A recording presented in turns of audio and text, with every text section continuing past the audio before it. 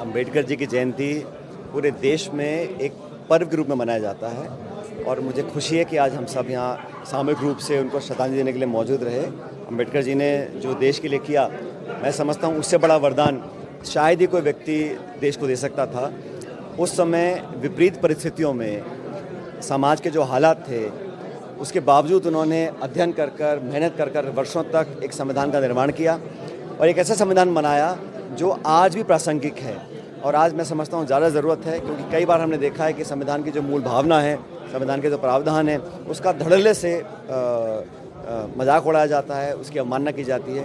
तो आज हम सब लोगों को प्रण लेना चाहिए, सब लोगों को, विशेष रूप से उन लोगों को जो सरकारों में बैठे हैं, कि संविधान जो निर्मित हुआ था, क्या हम उसकी जो रूपरेखा है उसको हम पूरी तरह फॉलो कर रहे हैं कि नहीं कर रहे हैं। जैसा मैंने कहा कि बहुत जगहों पर संविधान को लोग मानने का काम करते हैं, माथा टेकने का काम करते हैं, लेकिन जो उसमें लिखित है, अंकित है, उसके विपरीत जब काम होता है तो मैं समझता हूँ कहीं ना कहीं बाबा साहब ने जो सपना देखा था उसको पूरा करने में हम लोग कमी कर रहे हैं, सुधारना चाहिए। जहाँ तक कांग्रेस पार्टी की बात है, हमने हमेशा से संविधान को सबसे पवित्र ग्रंथ माना है और ये ऐसा ग्रंथ है जो सबको साथ लेकर चलता है, लेकिन समाज में टकराव कराना, नफरत पैदा करना और गरीब वंचित लोगों को न्याय ना देना जाने अनजाने में, मैं समझता हूँ ये अंबेडकर साहब का जो सपना था उसके खिलाफ काम करने का एक तरीका है। महिला आरक्षण बिल आने की तैयारी हो रही है, हम कांग्रेस पार्टी और पूरा देश महिलाओं को आरक्षण देने के लिए समर्पित है, प्रतिबद्ध है। और मनमोहन सिंह जी की सरकार के समय सोनिया गांधी जी के नेतृत्व में महिलाओं के लिए बिल हमने बनाया था, 1/3 बिल महिलाओं के आरक्षण के लिए हमने तैयार किया था। और उस समय पार्लियामेंट में पास नहीं हो पाया था, मेरे ख्याल बीजेपी ने शायद विरोध किया था लोकसभा के अंदर, लेकिन आज जब वो ला रहे हैं तो हम चाहते हैं आरक्षण मिलना चाहिए महिलाओं को, लेकिन उसकी आड़ में आप प्रक्रिया से खिलवाड़ करें। और जो परिसीमन आयोग बनने से पहले ही चर्चा हो रही है, अभी मुझे मालूम नहीं कि पार्लियामेंट में क्या बिल आएगा, उसमें क्या लिखा होगा, कभी जानकारी किसी को नहीं है, लेकिन एक ऑल पार्टी मीटिंग बुलाई जानी चाहिए, पहले डिस्कशन होना चाहिए, उसके बाद पार्लियामेंट का सेशन होना चाहिए। लेकिन कांग्रेस पार्टी महिलाओं को हक और उनका अधिकार देने के लिए पूरी तरह समर्पित है, पूरी तरह हम लोग चाहते हो, लेकिन प्रक्रिया का पालन हो।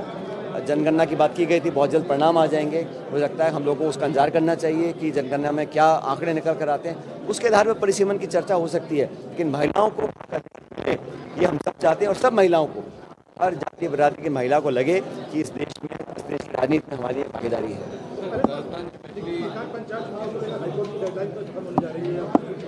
तो ये सरकार को कोई ना तो कोर्ट की चिंता है ना जनता की चिंता है। 15 अप्रैल का समय दिया था, कोई ना कोई अड़चन लगाकर ये चुनावों को टालना चाहते हैं।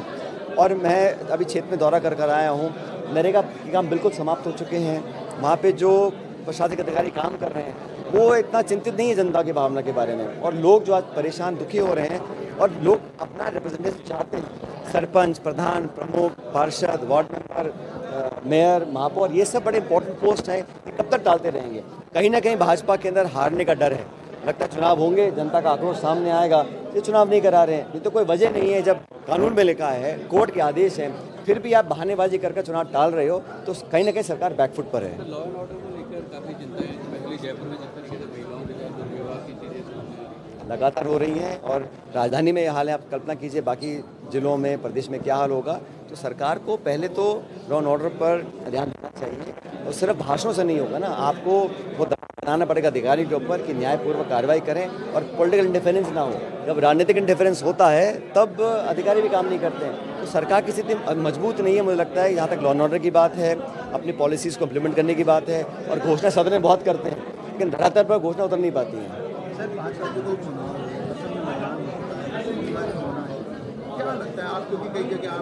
नहीं, मैं केरल में रहा हूँ काफ़ी समय तक, और मेरा आकलन ये है कि वहाँ बम्पर वोटिंग हुई है, और वोटिंग एक बदलाव का संकेत होता है। असम में भी बहुत अच्छी वोटिंग हुई है, कोई कुछ भी कहे, मुझे लगता है कांटे की टक्कर है। वहाँ असम में भी कांग्रेस पार्टी बहुमत में आएगी, और केरला में हम लोग निश्चित रूप से सरकार बनाएंगे। बदलाव जगह जगह हो रहा है, पूरे देश में लोग भाजपा के शासन से ऊब चुके हैं और बदलाव चाहते हैं। वसुंधरा जी का बयान भी सुना